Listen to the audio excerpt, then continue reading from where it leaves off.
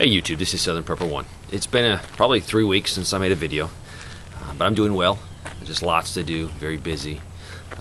Got a few general points to put out and thoughts to throw out there and start thinking about, all dealing with prepping. The first one is, let's say you are trying to set up a retreat. You have a nice piece of property, you think that you're sustainable there, and you've decided that, hey, you know what, I can form a retreat group, and this is a piece of property that will probably work for the group. What you're going to do is look for people that absolutely need your location. They need your retreat, because this is the thing, and I'm coming across a little bit of this now in my dealings. Let's say you have an awesome piece of property, and you definitely can sustain yourself. You need to find people that need you, in the sense of, let's say you found 4 or 5 other people or families, and they all have about the similar setup as you. So what are you going to do? Because when the crap hits the fan, people are not going to want to jump right away. They're going to say, well, this is a short-term emergency, I'm going to weather out right here. So really your retreat group might not come together. So this could be a problem for you. So if you found people that lived in areas that they have to get out immediately because of their location, it would be dangerous for them, this is the people you want. You want a firm commitment. When they said, yes, I'm going to come to your retreat, it is firm. Then you need to see some action. Maybe they stock some of their supplies at you. If they live in an apartment or somewhere where they definitely can't sustain themselves, they need to move a bulk of their supplies to your location. This does a few things. It gives you peace of mind knowing that these people are serious. They're just not talking. They've put some action into it. It will also make the person that's coming to you feel better, because his supplies will be there.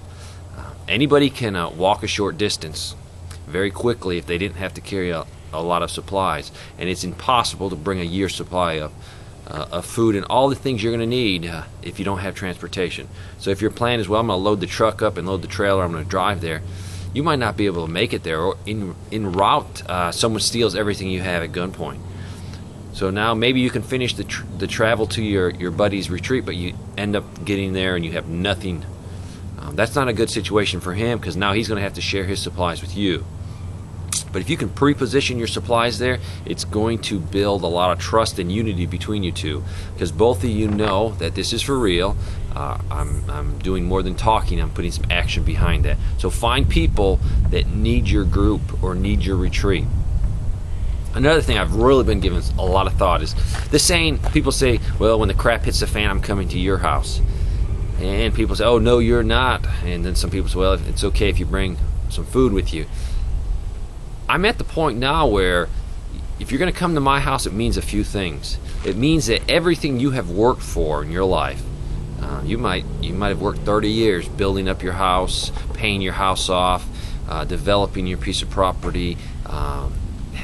The wife has just fixed it up, and that's her home, that's her castle. And if someone is going to leave their castle and come to my location, guess what? It's bad. People do not leave what they've worked for all their lives just because it's trivial. It's a serious situation. So think about that. They are giving up everything to come to you to help you secure your location. I think maybe if we have retreats, we take this for granted. Like, no, you can't come to my place. Guess what? I think every able-bodied person that comes to my retreat that can help me defend it is a big plus. So is it wise maybe to put some food back for people? To say, you know what? Yeah, he's not really prepping that hard, but he's doing a little bit. Maybe if I put rice and beans and spend $500 or $600 on extra food, that when he does come, guess what? I have an extra eyes. I have extra hands. I have a security person that can just pull security for me. I have the food to feed him. So for the first year, he doesn't have to do anything but security for me to keep my family safe. I think we look at it wrongly. So I'm sort of changing my mind. If you're going to come to my retreat, hey, awesome. Bring a year's supply of food, and I'm going to welcome you knowing that you have given up everything to help me protect my retreat. I think that's big. Yesterday we had the Sensible Preppers Conference, and I spoke 3 times, Friday and Saturday. It was an awesome time. I met so many more people from South Carolina, and actually I met people from all over. but I'm finding more people from South Carolina, more people from my area to network with, and it's great. And I appreciate the people that drove a great distance to attend. I think it was well worth it. It was well worth it for me to meet you. It was a great experience to just keep networking. I did that one medical video, and I'm definitely going to do some more. Just time has been a factor, so those are coming. And to close out this video, my son had a serious accident at work. He's fine, but he's going to have some surgeries. He was rolling a milk rack with 80 gallons of milk down a ramp off a semi, and there's a lip where it goes into the building. It's a design problem. It shouldn't even exist. The casters hit that, and it went back on top of him and broke his foot in numerous places, just shattered that pretty bad. Just tore his leg up very bad. He's going to have multiple surgeries to put it back together and fix it. But he's going to make it. He's tough. But that got me thinking. That's a setback for me, because I was counting on him to be able to do things in a situation that's a WROL situation or a survival situation. Now my number one guy is out for the count right now, and he'll be out for a while. So it got me to thinking. I've trained him really well. I mean, I'm very confident in his abilities. I've poured everything I got into me, into him. So he's a better person, a better man. But you know what? I just lost my number one security guy. So it got me thinking. You know what?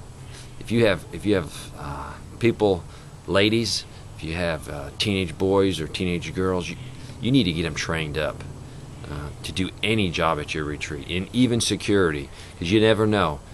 Able-bodied guys might get hurt, and guess what? You got to rely on. You got to rely on your second-tier people that you normally would never risk something happening to them. But guess what? They might be the last people you have to put on guard duty to do that task that you haven't taught them, because you just say, well, they don't need to learn that. They might be the one that has to go out there and start the generator, and you've never taught them, and you're flat on your back in the house. Or to even clean a firearm, or to shoot a firearm, a special firearm you have that's critical to your retreat. It gets back to cross-training. I think it's becoming more and more important. You need to make sure everybody can do any task on that retreat. My son's going to be fine. I would appreciate some prayers for him. He sees 2 surgeons on Tuesday. But a key person has been taken out of my plans, and now I have to figure out if a situation happened tomorrow, how can I cope? He's a key player, and he's down for a little bit, but not out.